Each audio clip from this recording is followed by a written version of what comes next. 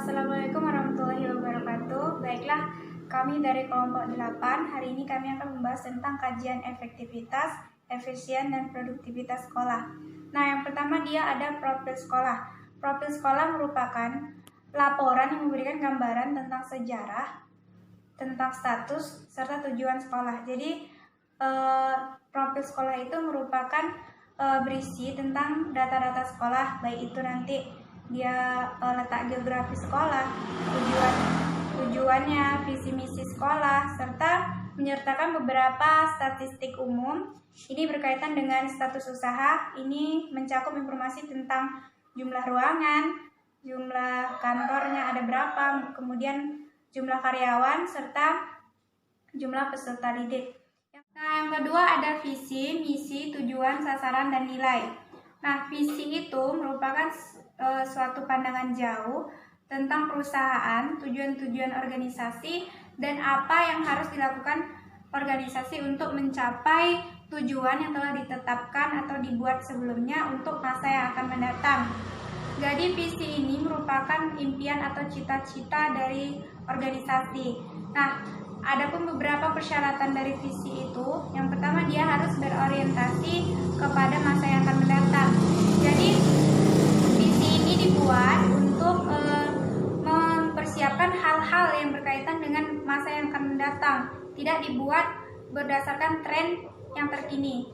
Nah, yang kemudian visi itu harus mengekspresikan kreativitas. Jadi di sini visi harus menggambarkan perubahan yang akan membawa organisasi ke arah yang lebih baik. Nah, kemudian visi itu harus memperhatikan sejarah serta kultur organisasinya, kemudian harus mempunyai standar tinggi dan ideal bagi organisasi atau anggotanya. Yang kemudian ada misi. Misi ini merupakan pernyataan tentang apa yang harus dilakukan oleh lembaga dalam usahanya mewujudkan visi. Nah, jadi dalam pernyataan visi ini memberikan keterangan yang jelas tentang apa yang ingin dituju serta keterangan bagaimana nanti lembaga itu bekerja. Nah, perbedaan antara visi dan misi. Kalau visi ini merupakan gambaran umum tentang tujuan dari organisasi ataupun cita-cita atau impian dari organisasi. Nah, sedangkan kalau misi itu dia tahap-tahapan atau apa-apa saja tahap-tahap yang harus dilakukan organisasi agar nanti visi terwujud atau tercapai. Dan ada tujuan. Nah, kalau tujuan ini merupakan penjabaran dari misi. Tujuan adalah sesuatu yang akan dicapai atau dihasilkan oleh organisasi dalam jangka yang sudah ditentukan. Nah, adapun kriteria dari tujuan, yang pertama dia harus serasi dengan visi, misi, dan nilai-nilai organisasi. Karena tujuan ini merupakan penjabaran dari misi, maka dia harus serasi atau sejalan dengan visi, misi, dan nilai-nilai organisasi tersebut. Nah, kemudian tujuan ini harus atau dapat berkontribusi memenuhi misi, program, subprogram organisasi. Kemudian tujuan ini dia relatif jangka panjang, dia cenderung tidak berubah kecuali berada pada lingkungan yang berbeda. Kemudian tujuan ini harus menggambarkan hasil program. Nah, kemudian ada sasaran. Nah, sasaran ini adalah target yang diukur sebagai indikator tingkat keberhasilan dari tujuan yang ditetapkan. Nah, yang terakhir ada nilai. Nilai ini merupakan sesuatu yang abstrak, artinya tidak dapat dilihat. Nah, nilai ini dijadikan sebagai pedoman atau prinsip-prinsip umum dalam bertindak dan bertingkah laku. Nah, nilai ini banyak mempengaruhi tindakan dan perilaku manusia secara keseluruhan tentang baik buruknya, salah atau benarnya, atau patut atau tidak patutnya sesuatu. Nah, kalau secara umum nilai ini merupakan pendorong bagi seseorang untuk mencapai suatu tujuan. Nah, adapun ada 3 hal yang berkaitan dengan nilai. Yang pertama dia ada simbol-simbol atau slogan atau yang lainnya yang dia kasat mata atau bisa dilihat.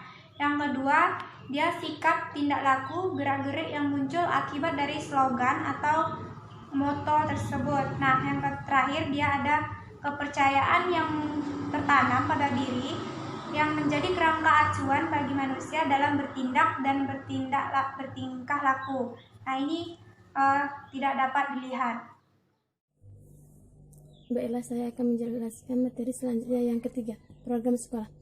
Program sekolah merupakan kegiatan yang beroperasi di sekolah.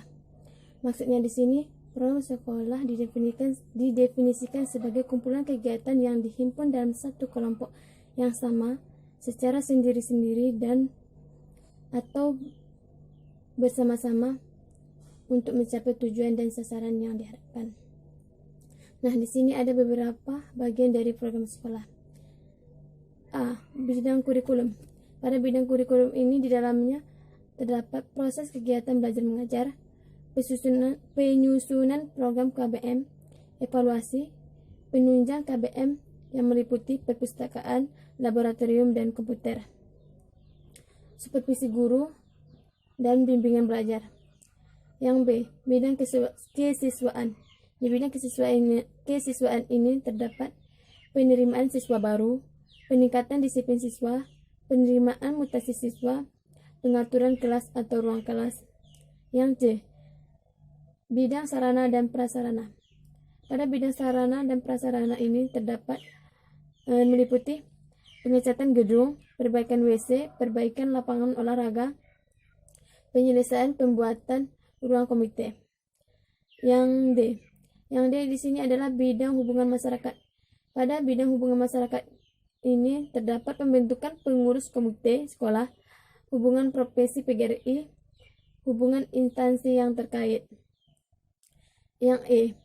Pada bidang 7K. Di bidang 7K ini terdapat keberhasilan kelas dan lingkungan sekolah, kebersihan kelas dan lingkungan sekolah, penataan ruang wakapsek dan ruang guru, penataan lingkungan sekolah, keamanan dan warga sekolah. Nah, yang keempat, indeks tingkat pencapaian efektivitas, efisien, dan produktivitas MBS. Efektivitas pendidikan dalam setiap tahapannya berproses pada indikator-indikator pencapaian keefektivitasnya. Indikator-indikator tersebut, yang pertama itu indikator input, yang meliputi karakteristik guru, fasilitas, penengkapan, materi pendidikan, serta kapasitas manajemen. Yang kedua yaitu indikator proses, meliputi perilaku administratif, alokasi waktu guru dan peserta didik.